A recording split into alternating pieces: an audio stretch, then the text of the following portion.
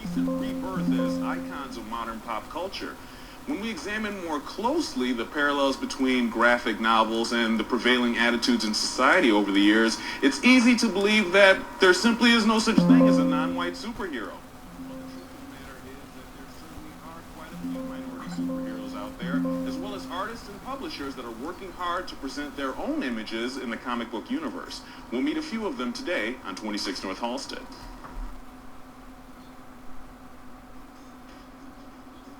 This city we call home is a diverse mix of communities and Welcome once again to 26 North Halsted. I'm your host, George Blaise. Today we're talking about minorities in the superhero universe. My first guests joining us are wonderful artists, producers, publishers of Me Comix, Barbara and Rod Jenkins. Thank you for joining us today. Thank you.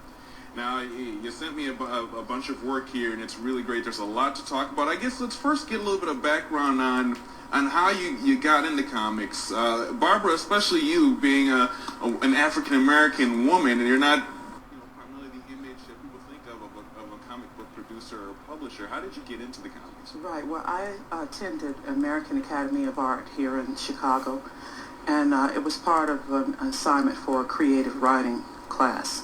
And one of the projects was to either create a children's book or a comic book. And I chose to write a story based on a character I had been thinking of before, but just never got around to it, and it was the opportune time to do so. And after the projects were turned in, the professor at the school, he liked it so much, he told me that he wanted to see me take it as far as I could go with it. And I've been working on it ever since, and that was in October of 1994. Wow. And Rod, what's your story? How'd you get into the comic book genre? Oh, I've always been an avid fan and reader of the comic books, and I always thought, man, it would be nice to have one of my own. So after we found each other and settled down, I started writing one out, because I said to myself, well, I would like to have a character. And lo and behold, the one day we always were still going to the stores and looking, and I would see her art and I see what was on the shelves, and I'm like, she's better than some of the stuff that's on here. And I'm like, why can't we do this? Why can't we do this? And then finally we just said, we decided to just say, let's do it. It was really nothing really stopping us but ourselves. Yeah. So we just decided to just try it and run with it. We already knew that with the way the system is already set up, that we would probably have to go out on our own, and we were already doing things on our own because we were doing greeting cards and stuff like that already. So it was just a matter of just making a switch.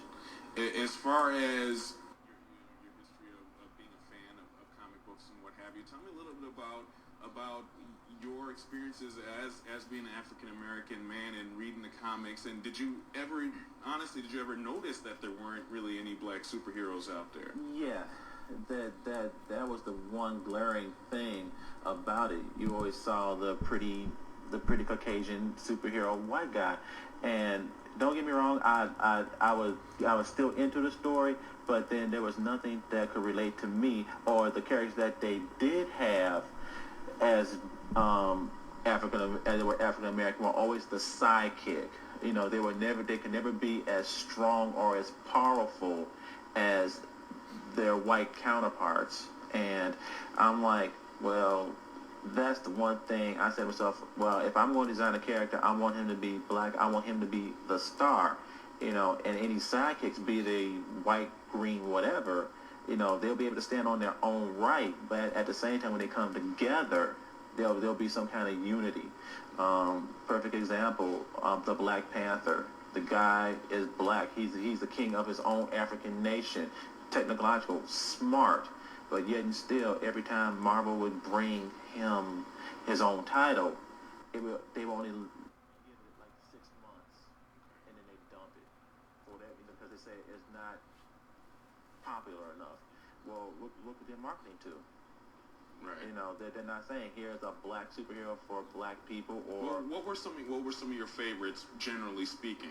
Generally, I would have to say the Avengers, okay, because you had a nice group mentality, you know, and you have all these various personalities coming together, clashing, and fighting this big, huge evil. The other one that I liked was Thor, because of the tie to tradition and the old country, and seeing this guy, this so-called God, you know, all powerful and everything, yet then still reduced down to a mere humble human shell when it's all said and done, and the fact that he needs that human half in order to be complete. And Barbara, how about you? What are some of your favorite comics that are out there? I always admired Spider-Man. Okay. And I liked a lot of the DC comics. I was very much into the Sandman, but that was canceled. But as far as me being a woman, there was really nothing to really look forward to as far as another woman character other than maybe Catwoman. I'm not sure if there are any others. They're like we're talking before, they're kind of off to the side, or exactly. Secondary characters. But I tell you what, let's take a short break. When we come back, we're going to talk about what it takes to start your own publishing company.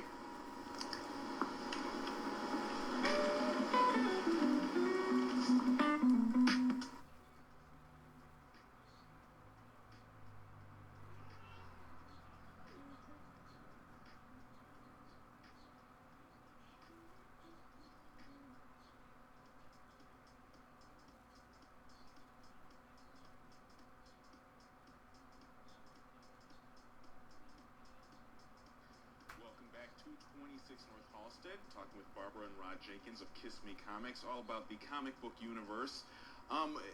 As far as that little graphic there was talking about how stereotypes pretty much sum up what you saw of early comic books, superheroes and sidekicks as far as minorities are concerned. When you're putting your books together, writing your stories, are you trying to merely just entertain, or are you trying to put some kind of a social message in there, or is it a balance of the two? Where are you coming from? Just a little bit of both for my character. Since it's really a psychological thriller. We're talking about Serenade. Right. I always try to end it.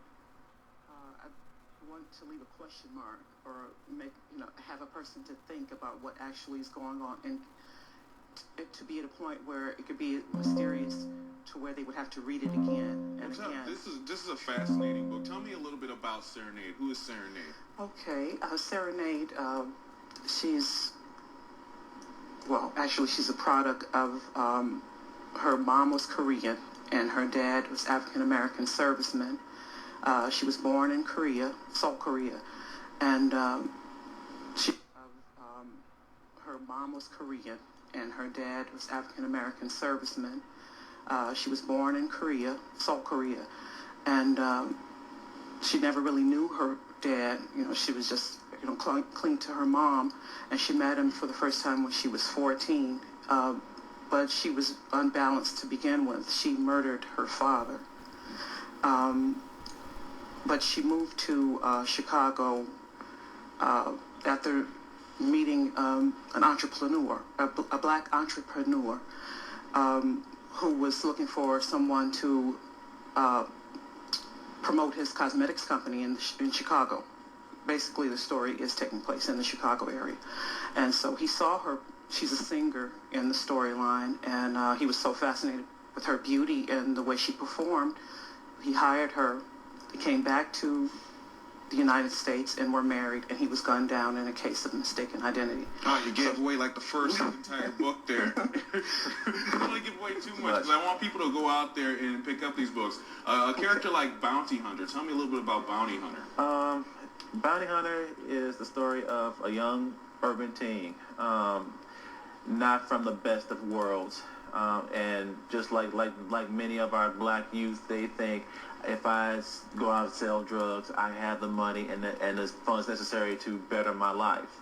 Okay, so one night he does that, and he gets kidnapped by this doctor who is the product of the Nazi genetic experiments. He is what he thinks is quote unquote perfect man, and he wants to further the Nazi agenda. But in his mind, normal man, Homo sapien, is not the answer. He wants to create a brand new race, Homo mutanus, and from there they would be his loyal subjects, and he then in turn will be their leader, thus completing his cycle of world domination. So what he's doing is he was kidnapping human people and really reformatting their DNA. My character is one of the few lucky ones strong enough to survive. So he escapes, and then from there, in order to keep the secret quiet, the doctor has his mother kidnapped. And then from there, he gets a battle suit and goes rescuing his mother. And then from there, everything else just falls into place. As far as when you're coming up with your storylines and your ideas, do you include any of your own life or yourself in there? Or how much of you are in the characters you write? Actually, it helps to have in my case, it helps to have a schizophrenic personality. Because in all my characters, there is a little bit of one facet of my personality in it. Bounty Hunter is what I think is the good in me. Always want to try to do the right thing at the right time, and trying to be the hero that his mom thinks he is, and what he feels in his heart. My villain, Nega Brain, is the person that really would like to rule the world, conquer it, don't let anything stand in his way, to have that arrogant attitude and be able to say, I can crush you, and keep on stepping. Now, are your books geared towards the adult readers, to kids? Tell me a little bit about how you gear that. Serenade, with its dark storyline, is geared mostly to adults. Okay. It's adult drama.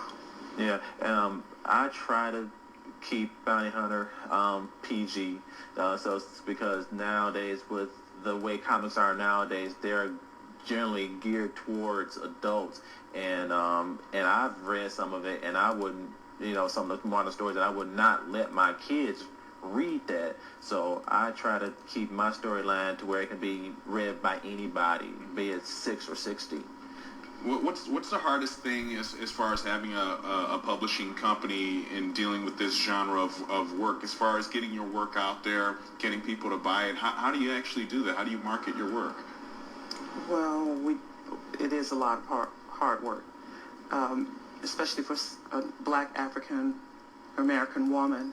We're very obscure, and that makes it even harder, but it's just a dream that I've always had ever since I told you about the thing with college. And so I just wanted to pursue it. And it's just my goal, so I just work hard. Yeah. How do you find your work has been received, like when you go to conventions? Well, for pretty much, we've been up in Canada, and up there, the mindset is totally different. It's not where the major publishing companies have such a foothold, and where the independent genre is alive and is actually the predominant thing. And so for us to go up there and say we've got this, and they look at it, we're widely accepted. Whereas, let's say we go to Wizard or someplace here, and and it's like we say here we are, they're like, by the time they get through with the major titles and everybody else, they're not really receptive to us, and seeing as we're the new kids on the block, they don't tend to look at us like, okay, they expect us to be coming and going within 2 years, but little do they realize that this is, for us, we want this to be our 9 to 5 permanently. And if it weren't for the internet and the conventions, and message boards, getting our name out there, nobody would know who we are at all. So as far as what the future holds for Kiss Me Comics, what are some of the things that we can look forward to? Some of the things you have kind of on the back burner right now? Oh, we already have people interested in creating statues for Serenade, and we met some independent film producers in Toronto last month, and they like the story, the Serenade storyline so much, they want to collaborate and produce an animated film. So that's in the works. That's exciting. If there are some young African American kids out there with a little artistic talent watching today, what kind of words of advice or wisdom could you give them if they want to be doing what you're doing? Keep drawing, no matter what. Draw. The one thing that I've learned, because I'm slowly coming into my own, because I used to have to tell her how I want this. I started with just stick figures, and she would tell me, I can't read. What can I do with a stick figure? I need more. So I started doing more, and the more I did, the better I've gotten. So that helps, and definitely staying in school is a very huge key, because I would not be able to do a website or even think about trying a marketing plan or anything if I didn't have some kind of background in the schools that I went to. So it takes more than simply being a good drawer to make something like this happen. You kind of have to be committed to it. It's a lot of hard work. And you got to study people who are already doing it. So hopefully at the end of the show, I'll give you some information so you can contact Kiss Me Comix. We're going to take a short break, but when we come back, we're going to talk to another person from Kiss Me Comix, plus another person you should know in the minority comic book universe. Where is he here? Somewhere in here.